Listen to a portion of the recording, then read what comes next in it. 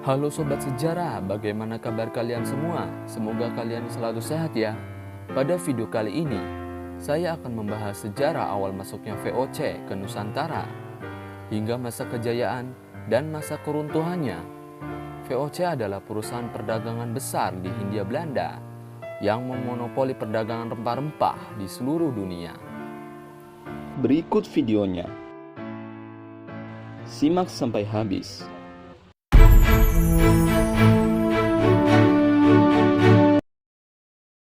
VOC, kongsi dagang Belanda, yang kemudian berkembang dan memonopoli perdagangan di kawasan Asia. Organisasi ini bisa menyaingi Serikat Dagang Portugis dan Inggris yang sudah dibentuk sebelum VOC berdiri. Namun di balik kesuksesannya, VOC menorehkan sejarah kelam bagi bangsa Indonesia dengan memonopoli dagangannya hingga akhirnya terusir oleh kehadiran tentara Jepang.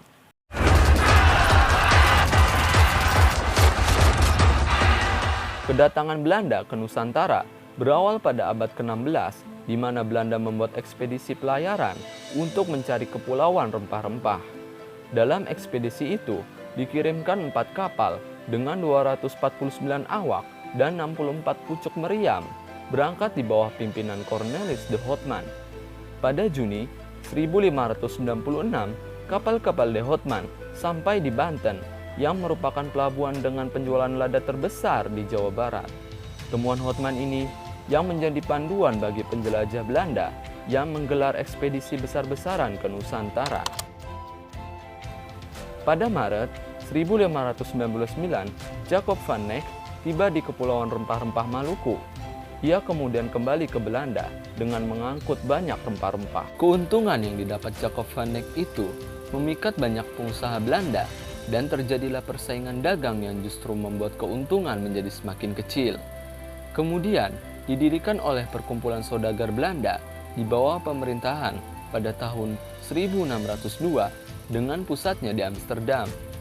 VOC didirikan pemerintahan Belanda dan Serikat Dagang sebagai solusi dari persaingan harga rempah-rempah yang semakin liar.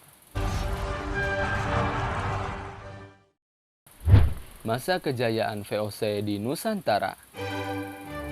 Tak memakan waktu lama, pada abad ke-17 dan ke-18, VOC atau dikenal juga sebagai Perserikatan Dagang Hindia Timur berkembang menjadi serikat dagang yang paling sukses. Kesuksesannya berhasil menekan para pedagang Inggris dan Portugis yang telah lebih dulu mencapai Nusantara. Dengan kesuksesan tersebut, Parlemen Belanda memberikan VOC memiliki hak istimewa yang dikenal sebagai hak oktrol yang memberi kewenangan untuk melakukan monopoli perdagangan rempah-rempah di wilayah antara Tanjung Harapan sampai Selat Magelang termasuk Nusantara. Merekrut pegawai atas dasar sumpah setia, membentuk angkatan perang dan melakukan perang, membangun benteng, mengadakan perjanjian di seluruh Asia, serta mencetak dan mengeluarkan mata uang.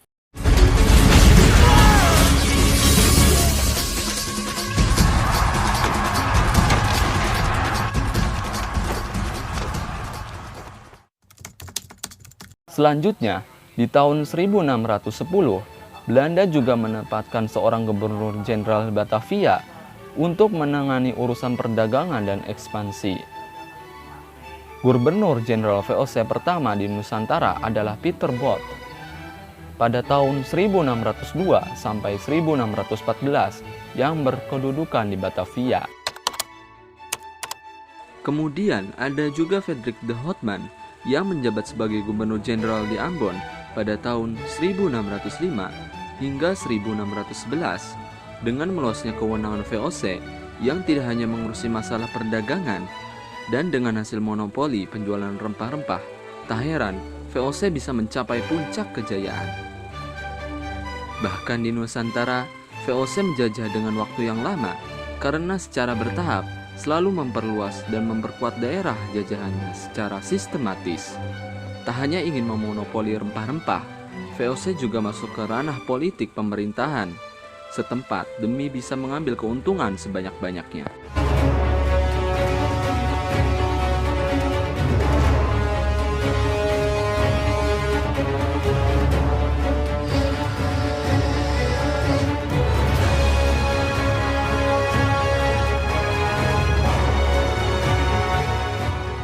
Masa keruntuhan VOC.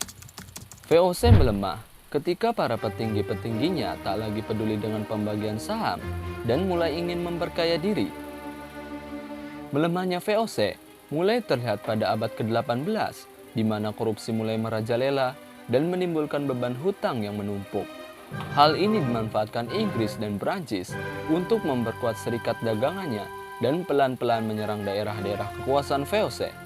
Selain itu, biaya yang harus dilakukan untuk berperang di Nusantara melawan rakyat juga terus meningkat. Pada akhirnya, di tanggal 31 Desember tahun 1799, VOC resmi dinyatakan bubar oleh pemerintahan Belanda. Segala tanggungan utang piutang, berikut aset milik VOC diambil oleh pemerintahan Belanda.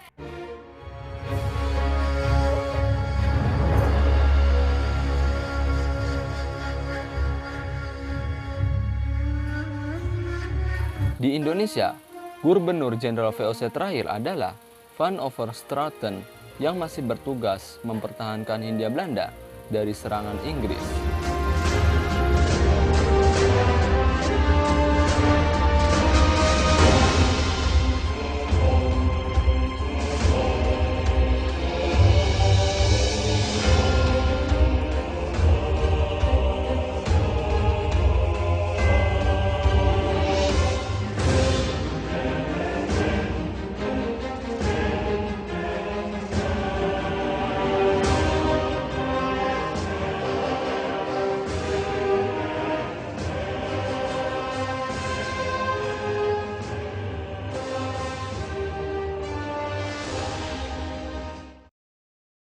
Terima kasih yang sudah menonton dari awal hingga akhir.